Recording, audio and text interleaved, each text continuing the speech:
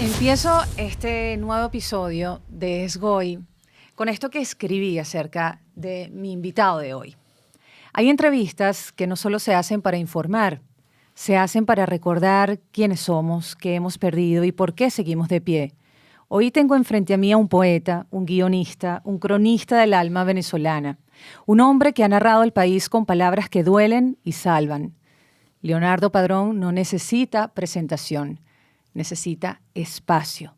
Espacio para hablar de Venezuela, del exilio, del amor en distancia, de las redes sociales, de la inteligencia artificial, de las guerras, del mundo que estamos habitando y de lo que estamos dejando atrás y lo que tenemos enfrente. Esta conversación no busca likes, busca verdad. Bienvenidos a Esgoy, soy Goysa Erazúa en Madrid. Te invito a suscribirte a mi canal para más historias con el tono que nos une. Leonardo Padrón. Qué maravilla esa presentación. Qué maravilla verte. Igualmente. De verdad que yo sé que Madrid es una cita necesaria para ti en tu vida y para mí es una oportunidad siempre entrevistarte o sentarme contigo a conversar en los momentos en que llegas a Madrid. Gracias. No, a ti por la invitación. Siempre es un placer hablar contigo por tu nivel de compromiso, por tu inteligencia, por tu criterio y por tu sensibilidad. Y bueno, efectivamente Madrid para mí es una prioridad existencial, pues, ¿no? Es decir, no solamente porque mis hijos viven aquí, sino porque me devuelve a una instancia que para mí es importantísima, que es volver a sentir o a ejercer el oficio de animal urbano. O sea, yo soy un ser urbano por definición, por vocación, y necesitaba otra vez volver a ese maravilloso ejercicio de divagar por las calles, de perderme en sus esquinas, de sentir la efervescencia cultural de este país, ¿no? Y siempre he establecido ya una relación absolutamente emocional con esta ciudad. Además vienes por un pretexto y no con pretextos, que es el nombre de la editorial de esta joya que tengo en mis manos, así, esta joya que tengo en mis manos, La difícil belleza de las esquinas. Esta entrevista se graba en el marco de la Feria del Libro de Madrid, una cita obligada para los amantes de la lectura y para los no amantes de la lectura, porque si estás en Madrid y está la Feria del Libro, solo con ir ya es un placer, es una maravilla. Así es. Cuéntame esto. Bueno, imagínate, yo estoy muy contento con esto, porque es la llegada de mi poesía a España. Pretexto es una editorial de muchísimo prestigio, de mucha reputación. Creo que los escritores y poetas de habla hispana, bueno, y también de otros idiomas, queremos estar publicados allí, porque tiene una curaduría extraordinaria, el nivel, la elegancia de sus ediciones, creo que es evidente. Y bueno, aquí están editando una antología de mi poesía, ¿no? Que reúne buena parte de mi obra. Me han editado antologías de mi poesía en Colombia, me han publicado en Estados Unidos, me han publicado en países tan remotos e inesperados como Austria o Bulgaria, y en Argentina, pero que me editen en España, y una muestra tan vasta de mi obra poética me tiene muy, muy, muy contento. Es precioso tener en mis manos esta antología, este camino de la poesía en donde hoy día hasta la inteligencia artificial se está metiendo en concursos de poesías, en momentos en donde la gente quiere la rapidez del texto y no el detenerse en el tiempo para entenderlo. ¿Cómo te sientes en este mundo en donde la palabra está siendo también manejada por una inteligencia artificial? Mira, hay un poeta brasileño que se llama Paulo Leminski, ya él murió. Él decía que la poesía es un inutensilio, que es un acoplamiento de dos palabras, ¿no? Un utensilio inútil, ¿no? A mí me encantó siempre esa definición porque yo creo que efectivamente condensa el espíritu de la que es la poesía, porque, digamos, no es la necesidad de establecer una relación con el mercado, sino con el asombro, ¿no? De volverte a las categorías esenciales del ser humano, pues, ¿no? Que es la relación con la risa, con el abrazo, con el amor, con la amistad, con el arte, ¿no? Es decir, la poesía no me va a servir a mí para pagar el condominio, la luz, hacer mercado, pero me va a servir para reencontrarme conmigo mismo, con lo más esencial de mí, con mi zona más químicamente pura, con los misterios de tu propia complejidad como ser humano. Y en estos tiempos donde estamos signados por la rapidez, efectivamente, por la fugacidad, por esa suerte de vértigo, ¿no? Las noticias, la sobredosis de información, donde no hay tiempo como para detenerse, como para pensarse a sí mismo, ni pensar el mundo. Yo creo que la poesía es una rendija para volver a esos espacios tan necesarios donde pareciera que no, pero a uno un poema lo puede salvar de la desazón, de la angustia. O sea, estamos viviendo tiempos feroces y estoy evocando un título de un libro mío, ¿no? Pero es que es impresionante lo que está pasando en el mundo. Y uno se siente desde que abre los ojos que viene el mundo como por el canal más rápido de la autopista a atropellarte, además con una sobredosis de malas noticias, ¿no? Ahí yo siento de verdad que estamos viviendo un desajuste tremendo. Los líderes mundiales que están ahorita dirigiendo el planeta, creo que se han salido del carril. Y la mayoría de los ciudadanos del planeta estamos en una especie de estupor, ¿no? Los fundamentalismos están privando, los sectarismos, bueno, y dígame lo que implica en el caso nuestro, pues, ¿no? En el caso venezolano.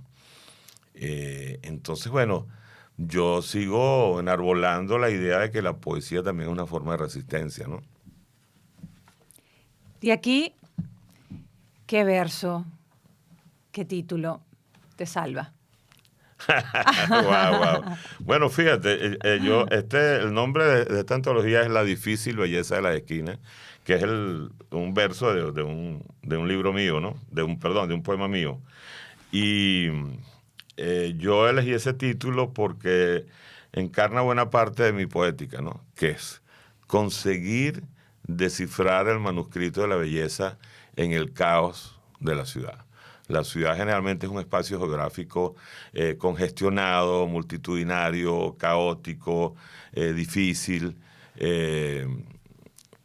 Y yo he ido aprendiendo con el tiempo a conseguir la belleza allí, ¿no? A conectarme con los respiraderos que de alguna manera te devuelven al asombro, al placer de ver, a esa cosa que decía Walter Benjamin, que era un gran ensayista, decía, bueno, recuperar el espíritu del flâneur, que es el paseante, ¿no?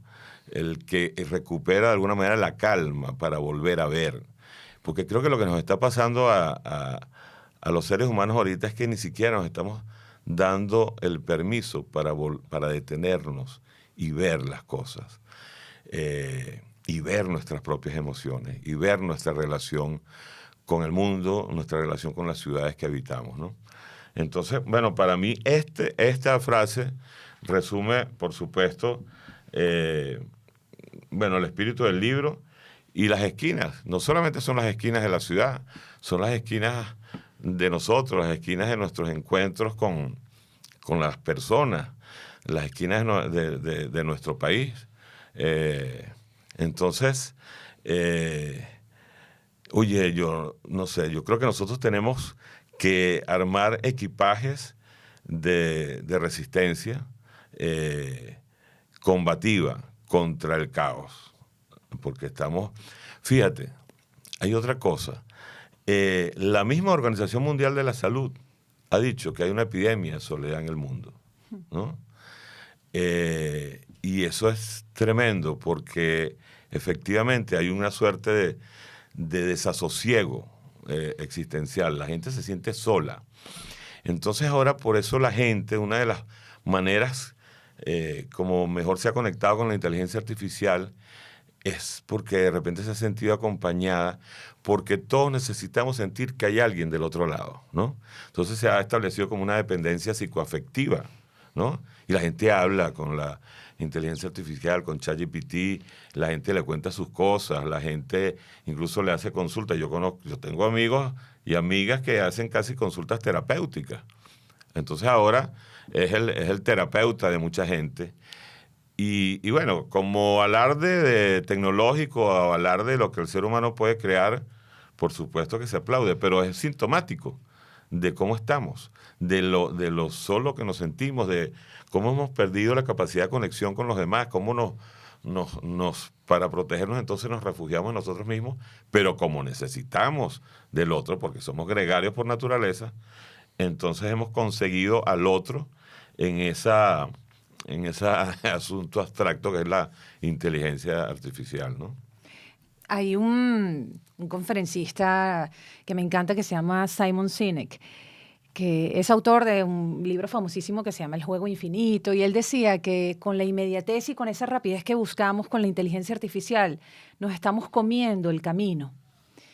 Queremos el resultado, queremos el texto perfecto, queremos la solución, pero no estamos disfrutando o no estamos descubriendo ni aprendiendo del camino, que es lo que en diferentes religiones más bien se enfocan, ¿no? En que no es el resultado, sino lo que aprendes durante ese camino. Imagino que para ti, bueno, el haber escrito todos tus poemas no es tener, wow, la satisfacción de tener ya tu libro aquí en España, sino es todo lo que pasó para que llegues a esto. Exactamente.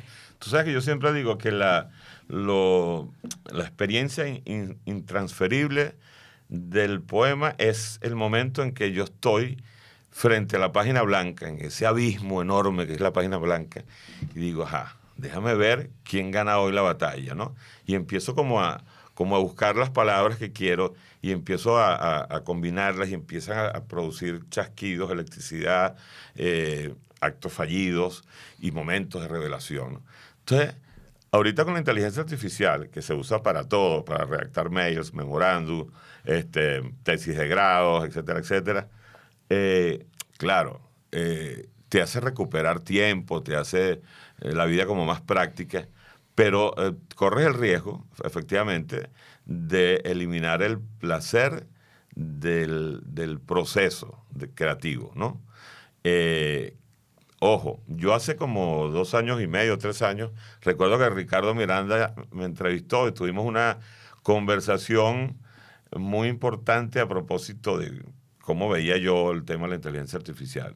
Yo en ese momento la cuestionaba profundamente y estaba como con las alarmas prendidas. Reconozco ahorita, y además ya, es decir, estoy con ella, me he relacionado con la inteligencia artificial, la busco, la exploro, la interpelo. Es asombroso, es asombroso, es maravilloso, te simplifica una cantidad de cosas, pero, bueno, todavía no maneja las emociones, ¿no? Puede crear el espejismo de que las maneja, ¿no? Y yo a veces le he pedido ayuda para buscar algunas cosas y de repente digo, no, pero es que ya va, me está escamoteando el placer que tengo cuando soy yo el que escarbo y consigo, como, ¿sabes? El que está en la mina y finalmente consigue la piedra preciosa, ¿no? El mineral que brilla en la oscuridad. Ese placer no voy a dejar que me lo quite. Ese es mío. Ese es el momento de mayor felicidad que tiene un creador. El poeta, el escultor, el pintor, en fin, el narrador, cuando de repente tienes horas trabajando con algo y te separas y es wow. esto se está pareciendo a lo que quiero decir. Eso incluso es mucho mejor, te genera una felicidad más plena que el aplauso del público, la celebración, no sé, el top 10 en la lista de más vendidos. Por supuesto que eso gratifica tu ego, tu vanidad, etcétera, etcétera. Pero lo otro es una felicidad privada, una felicidad secreta, como la felicidad del amor, que es una felicidad secreta, ¿no? Como la felicidad que tú tienes cuando estás ante un plato de comida y de repente tu paladar estalla y dices, wow, y estás viviendo una fiesta íntima con tu paladar. Ese tipo de cosas, eso nadie nos los va a sustituir. No, total razón. Para lo bueno y para lo malo también, porque como bien dices, o la soledad, pero con estas herramientas de verdad que uno en el ámbito periodístico, bueno, es espectacular. Sí. Uno pasa un texto y dices, corrígeme aquí, o qué manera tienes de reorganizarlo para que cumpla con esta pirámide invertida que tanto manejamos, lo más importante de primero, después que se vaya depurando ese texto, y también como que nos hace nosotros a los receptores como más... más comedidos, más delicados con lo que nos van a dar. No aceptamos ya errores. ¿Cómo es posible que tú presentes esto con un error si lo puedes pasar primero por ChatGPT? Exacto. ¿Sabes? Es como, sí. Dios, estamos ahora más bien ante la perfección. Ahora bien, con todo esto, ¿cómo estás internamente hoy, Leonardo? ¿Qué es lo que te mantiene ahora vivo? ¿En qué estás metido? ¿Qué estás allí depurando, corrigiendo, afilando? Mira, yo creo que estoy ahorita en el momento de mi vida en que nunca he tenido tanto trabajo como ahorita, ¿no? O sea, además, exigencias laborales, compromisos laborales múltiples, ¿no? Y bueno, qué maravilla, qué bueno, ¿no? Lo celebro, por supuesto. Y eso además hace que tu cerebro, que es algo que tienes que estar ejercitando permanentemente, esté totalmente despierto, aprendiendo, porque a mí me parece que uno no puede dejar de ser estudiante nunca, ¿no? Yo siempre he pensado que ser humano no es un punto de partida, sino un punto de llegada. O sea, uno tiene que aprender a ser humano. Y esa ruta, ese objetivo, bueno, te exige justamente entender que eres un aprendiz permanente, ¿no? Y relacionarte con tu oficio, por ejemplo, bueno, sí, yo tengo ya casi 40 años escribiendo historia, pero fíjate tú, yo que pensaba que a estas alturas de mi vida yo iba a estar reseteando mis códigos narrativos, ¿no? Y ahora escribiendo para el streaming, escribiendo para Netflix, antes escribía historias, tenía una carretera larguísima de 120 horas para echar un cuento. Ahora tengo que contar una historia con la misma eficacia en 8 capítulos, 10 capítulos. Y entonces me ha hecho sentarme de nuevo en mi pupitre de estudiante, pues, ¿no? De los códigos narrativos. Y eso es un reto maravilloso, maravilloso. Como ciudadano de mi país y ciudadano del mundo, estoy viviendo entre el estupor y el asombro, entre el estupor y la maravilla, por lo que decíamos, ¿no? Los vaivenes extraños que tiene el mundo y sobre todo, bueno, nuestro país que está surcado ahorita por la tragedia, ¿no? Pero bueno, yo trato, circunscribiéndome ahorita a la pregunta que me hacías, trato de entender y disfrutar el proceso que estoy viviendo de mucha demanda laboral de la mejor manera posible, porque la vida es un milagro extraordinario y tienes que estarlo ejerciendo como la fiesta que es, pues, ¿no? A pesar de sus adversidades, que siempre son muchas. Tuviste grandes éxitos, bueno, como obviamente todo lo que es la serie Pálpito, Accidente. Ahorita estás en otra serie, estás específicamente o o en una telenovela, bueno, ahora que ya son más aplicadas, digo yo, al streaming porque ha cambiado todo el tema de formatos. Y en ese aprendizaje hay algo específico en que te estés comiendo la cabeza y que digas, mira, estoy aquí de alumno aprendiendo esto. Bueno, mira, estoy ahorita en concreto. Ya se terminó de grabar Accidente, se está ahorita en el proceso de edición de los capítulos, es un proceso minucioso, laborioso, donde estamos, bueno, yo recibo cada tanto, mira, llegó el capítulo 2, lo recibes, anotas, tú sabes, observaciones, oye, ¿qué tal si ajustamos aquí, si recortamos acá, hace falta este plano? Que es, digamos, un proceso bien importante, pues, ¿no? El montaje final del contenido es la última escritura de la historia, ¿no? Orson Welles decía que en el montaje es donde realmente se construye la película, ¿no? O la historia. Y estoy escribiendo otra historia para Netflix, ¿no? Entonces estoy viviendo ahí un proceso de culminación y un proceso de despegue, ¿no? De otra historia. Y por ahí tengo otras cosas que ya en su momento se podrán decir, ¿no? Así que nada, o sea, estoy ahorita viviendo... Y bueno, la verdad que la publicación de este libro en España a mí me tiene también... Porque bueno, para mí siempre yo digo que la poesía es mi líquido amniótico, ¿no? El sitio de donde viene toda mi relación con la palabra, ¿no? Entonces, trato de que no me secuestre la televisión, pues, ¿no? Y entonces poder combinar dos espacios que son aparentemente, bueno, los dos extremos de la cuerda, ¿no? Porque la televisión necesita del éxito, ¿no? Y esto no. Esto básicamente necesita de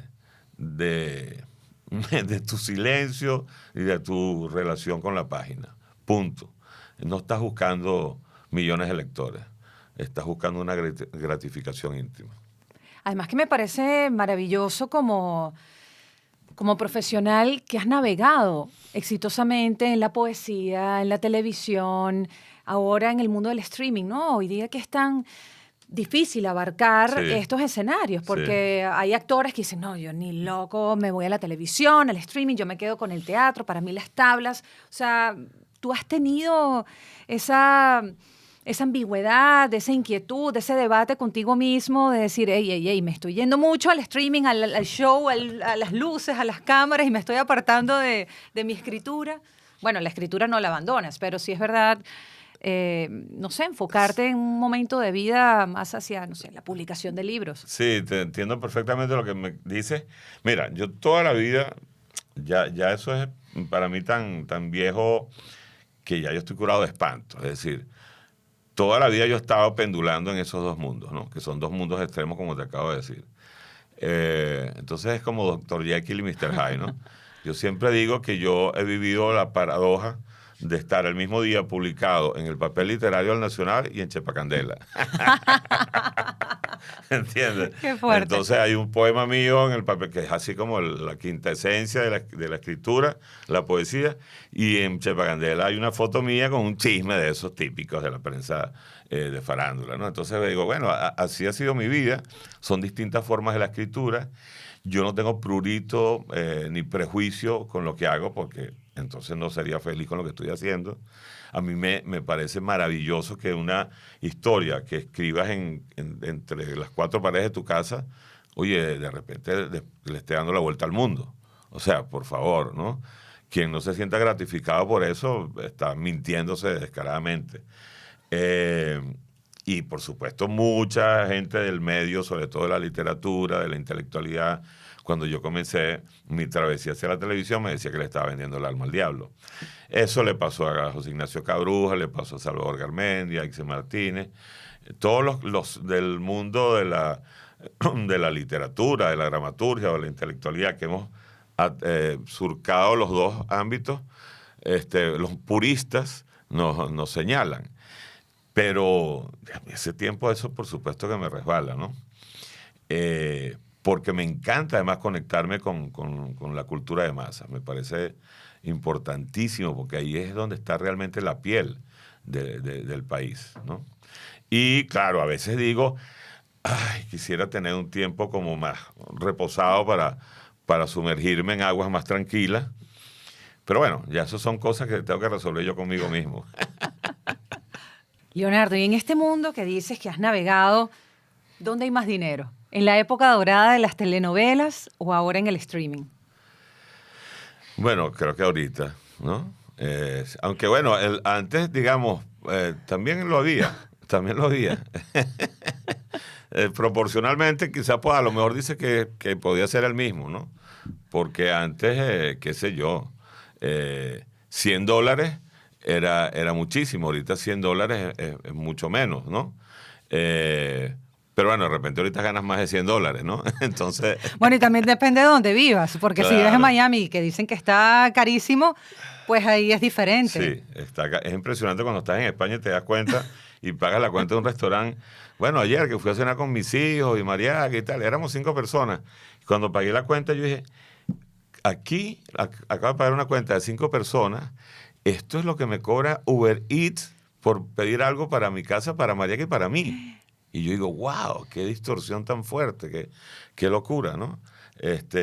Sí, hay ciudades que se han vuelto realmente salvajes, pues, ¿no? Con el tema económico. Bueno, dicen que el escenario ideal es vivir en España, facturar en Estados Unidos y bueno, ahí compensas. Esto que no lo está escuchando Hacienda, por favor. O sea, que es el único monstruo que yo le tengo miedo de verdad en este país. Lloro cada trimestre. Pero Lo bueno, sé, es parte de la vida. así es. ¿Cómo te sientes en Estados Unidos? ¿Cómo está la situación? Entendiendo obviamente las noticias, todo este tema con la inmigración. ¿Cómo está Leonardo Padrón, el inmigrante, en Estados Unidos? Me siento muy angustiado. Creo que lo que está pasando ahorita con esta nueva administración que está rigiendo, que está disparando leyes y decretos de una manera vertiginosa y creo que sin pensarlo mucho, está, wow, produciendo muchísima angustia en los inmigrantes. Es decir, ahora ser inmigrante es un estigma. Estamos satanizados. Y dígame los venezolanos. Los venezolanos yo siento ahorita que somos como los parias de la tierra, ¿no? Porque, bueno, estar en nuestro propio país es complicado. Ya se habla casi de 9 millones de personas, de venezolanos que estamos regados por el mundo. Entonces la onda expansiva de la diáspora es cada vez más fuerte. Se dice que eso va a seguir creciendo y creciendo porque obviamente los problemas no, digamos, no menguan, ¿no? Siguen incrementándose. Y entonces que de repente no encuentres la cantidad de venezolanos que hay ahorita en Estados Unidos y ahora se encuentran en ese nivel de incertidumbre, muchas familias que ya estaban fragmentadas de por sí, ahora sientes que va a venir un nuevo proceso de atomización, de desunión familiar. Eso es terriblemente doloroso.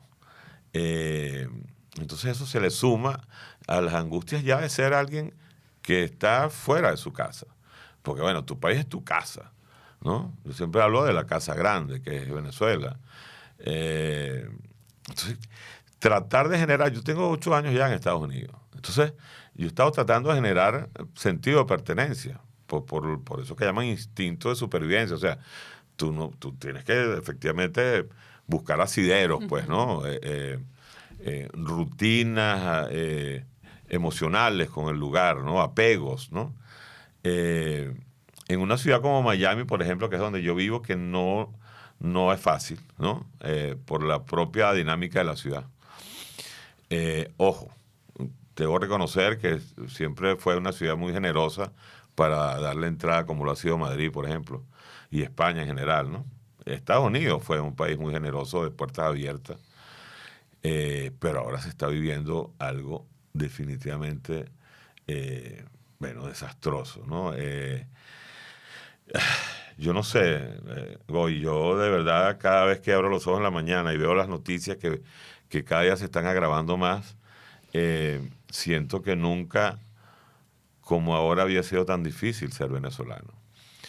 Nos estamos enfrentando, creo que a un momento inmensamente crítico de nuestro gentilicio, donde bueno, nuestra capacidad de resiliencia está puesta a prueba como pocas veces en nuestra historia, donde hemos tenido unas conquistas importantes en los últimos años que no debemos desestimar jamás. Es decir, lo que pasó el año pasado con la victoria del 28 de julio, que fue una victoria colectiva, ¿no? A través de un liderazgo inmensamente coherente y estructurado, como el que hizo María Corina Machado y toda la plataforma unitaria, que nos hizo recuperar, bueno, sin duda alguna, la esperanza. Para mí, la esperanza es una enfermedad necesaria. Uno tiene que enfermarse de esperanza y no buscar antídoto. Tienes que habitarla, tienes que untártela en el cuerpo, untártela en el espíritu. Y ser además un militante activo, ¿no?, de esa palabra.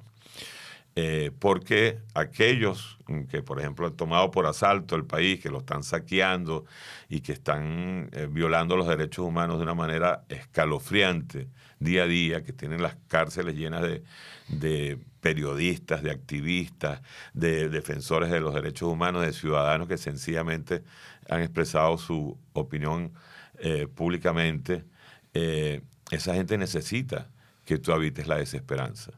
Y entonces nosotros lo primero que tenemos que hacer es blindarnos para que nadie nos saque de allí.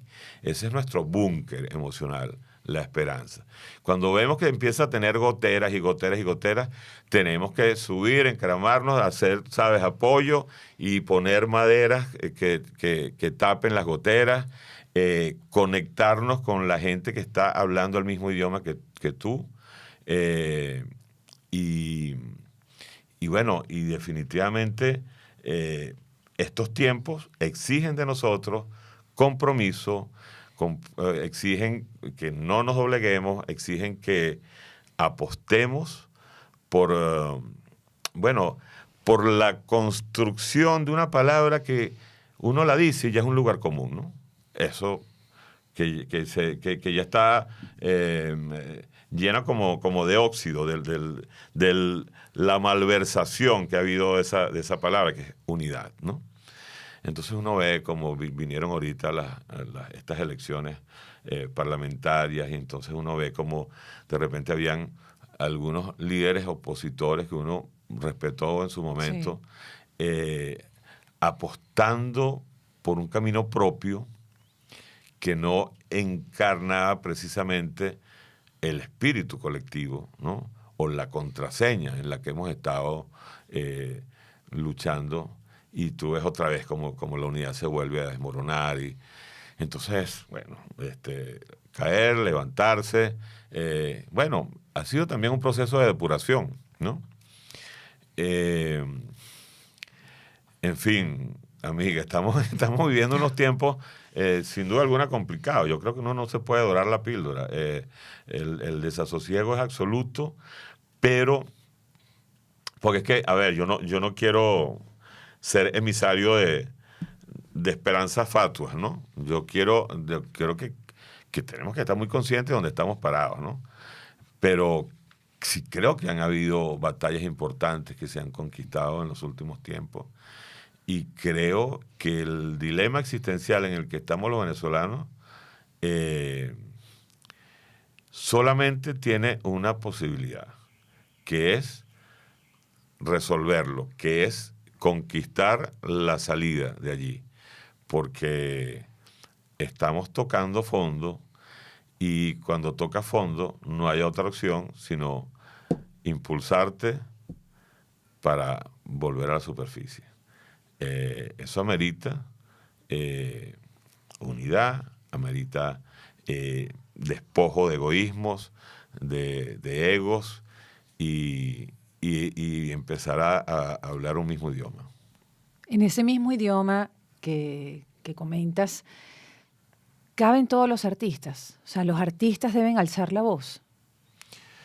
Bueno, yo creo que sí, porque es que un artista es antes que artista, es ser humano, es ciudadano, es miembro de una colectividad, sin duda alguna. Yo creo que a mí hay silencios que me parecen ominosos, que me parecen insultantes, ¿no? Y sobre todo a estas alturas del país, con tanta gente sufriendo, con tanta gente que se le rompió la vida por completo. El artista que supuestamente encarna el espíritu de la época, ¿cómo vas a traicionar a tu propia época volteando la mirada hacia otro lado? Entonces no eres la voz de tu época, ¿no? Y eso no significa que tengas que ser un activista. Significa que por lo menos tengas empatía. Una palabra que últimamente se dice mucho, pero no necesariamente se ejerce mucho. ¿Por qué has decidido alzar la voz, Leonardo? Bueno, porque es que no veo otra manera. O sea, la forma de ser mía no conoce otra manera, porque a mí me vulnera, me golpea muchísimo cuando veo las cosas que pasan a mi alrededor. Bueno, porque uno tiene sensibilidad, el artista es un ser sensible. Si no, no se relacionara de esa manera con lo intangible, ¿no?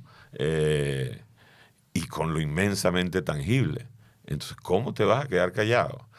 Eso nos ha costado a todos los que nos hemos comprometido, los que hemos alzado la voz, nos ha costado nuestro trabajo. Yo perdí mi país y perdí todo lo que tenía allá, que era la vida. O sea, la vida que había construido allí. Y como tantos, me tocó reconstruirme. Y si me toca irme donde estoy ahorita, bueno, me volveré a reconstruir. Pero claudicar no existe. ¿Imaginaste en tu vida vivir el amor a distancia, el amor a tus hijos? Entiendo también el amor que tenías a tu madre y que el propio exilio rompió esa despedida. No, para nada, para nada. O sea, bueno, además imagínate, yo era hijo único, o sea, yo tenía con mi mamá además el deseo y el compromiso y el deber de estar cerca de ella todo el tiempo y bueno, además, fíjate tú, es una ecuación absolutamente personal, íntima, donde entró el régimen y me la destruyó, me la pulverizó, o mi relación con mis hijos.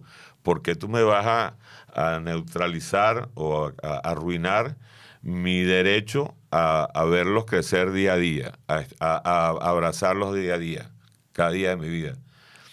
Como se lo ha hecho a millones y millones de venezolanos. Entonces, por eso nosotros tenemos que detener esto. Tenemos que volver a recuperar nuestro derecho a estar con quien queremos y donde querramos, ¿no? No existe otra. No existe otra.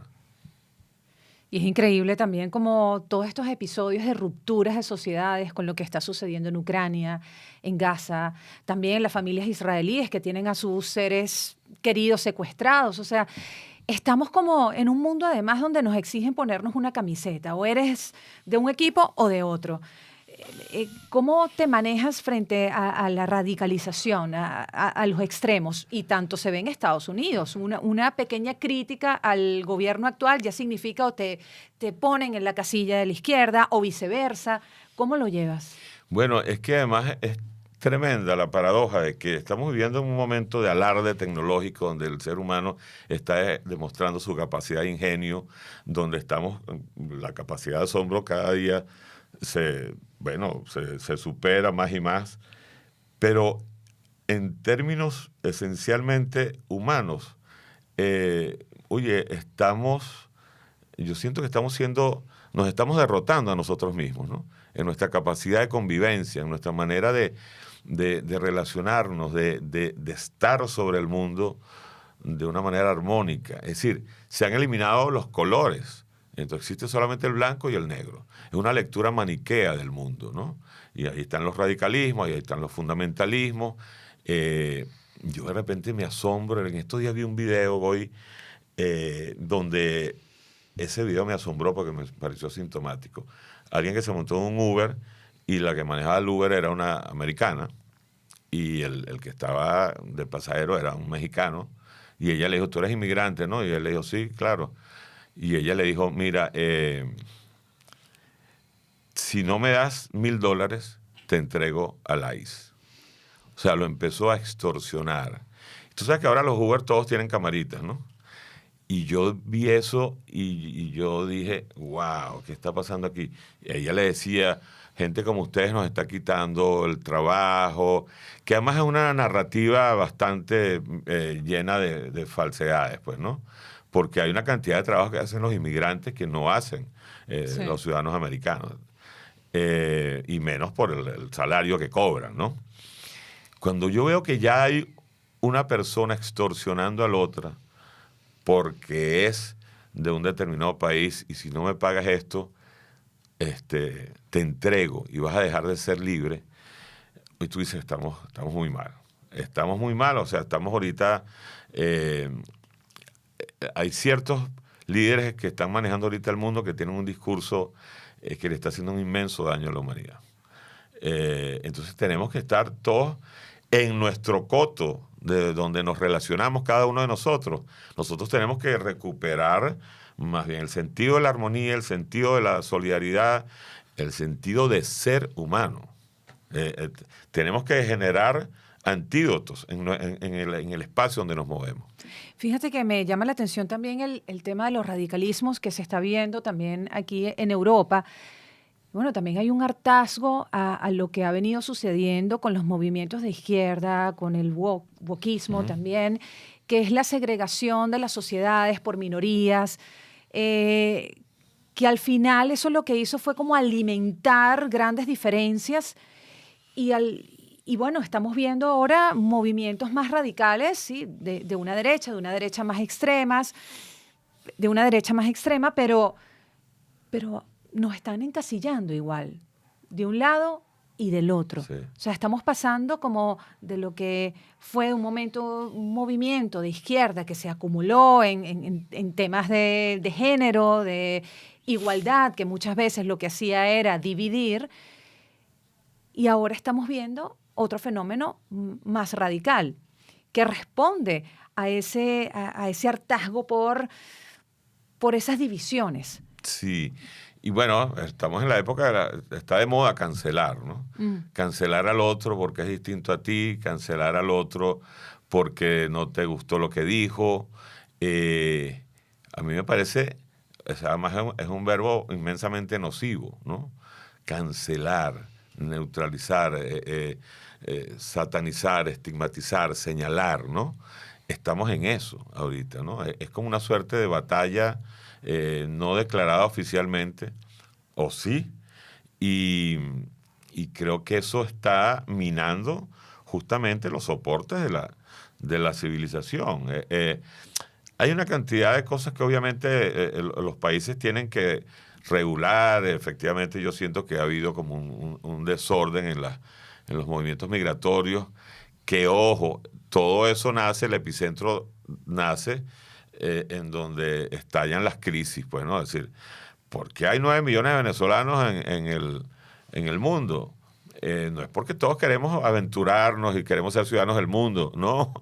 Es porque una gente tomó por asalto el poder en Venezuela, y lo que ha hecho es, bueno, generar una crisis monumental de la que la gente se ha tenido que ir. Entonces, ese problema se arregla allí, ¿no? Mientras tanto, entonces estamos ahorita a la deriva y cada vez más a la deriva, ¿no? Es un momento tremendo para los grandes pensadores.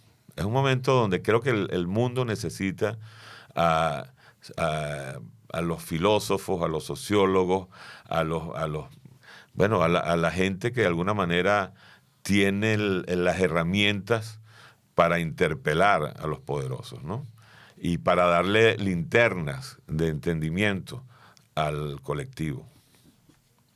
Es fascinante este momento porque además como bien dices, nos necesitamos de la empatía, necesitamos repensar, necesitamos ese detenernos, como bien dices, en las esquinas para ver a dónde cruzamos, para ver quién nos pasa a un lado, con quién nos detenemos a conversar, a quién le dedicamos tiempo, porque estamos como que muy...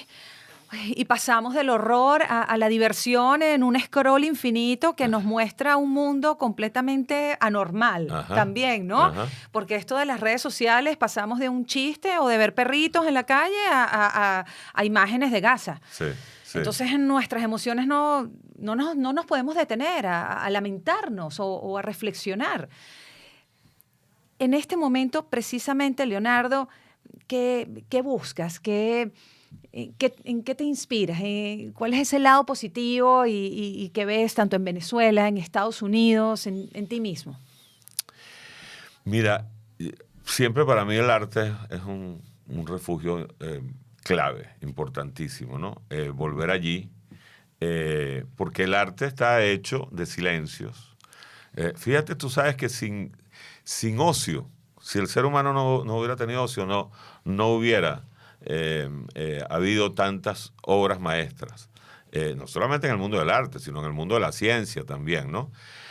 ¿Y eso qué implica? Que el ser humano necesita justamente tener tiempo a favor para pensar a propósito de las formas, a propósito de las ideas, a propósito de los conceptos, de las emociones, cómo gestionarlas, cómo llenar una página en blanco y que lo que era blanco ahí ahora tiene un discurso de emociones, ¿no?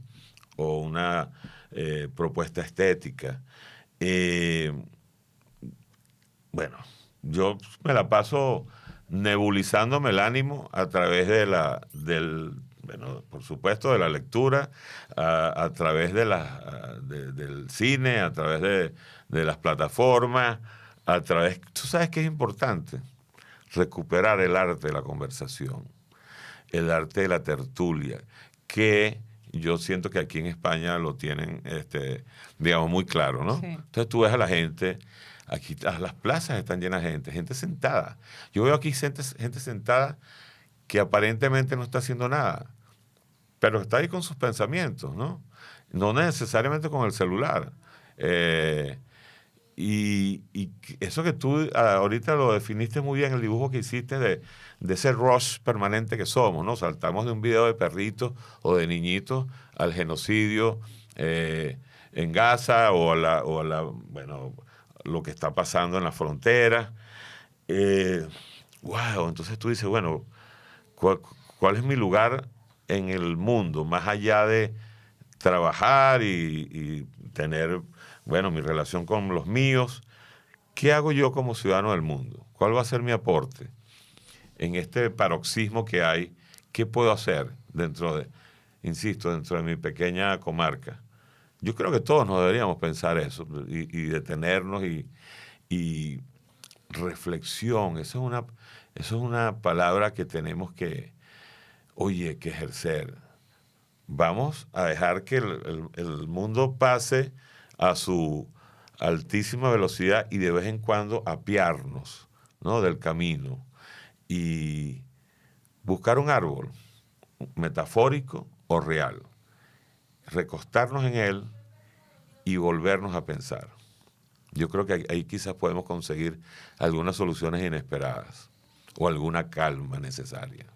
Leonardo, si tuvieses en estos momentos a tus hijos pequeños, en los que te preguntaría, papá, ¿qué puedo dedicarme en la vida? ¿Qué puedo hacer? ¿Qué les dirías? Dedícate a ser libre. Dedícate a no ser esclavizado por una ideología, por un sistema político o por un corsé de ideas, ¿no? Construye tu propia visión del mundo. Nunca abandones la palabra asombro.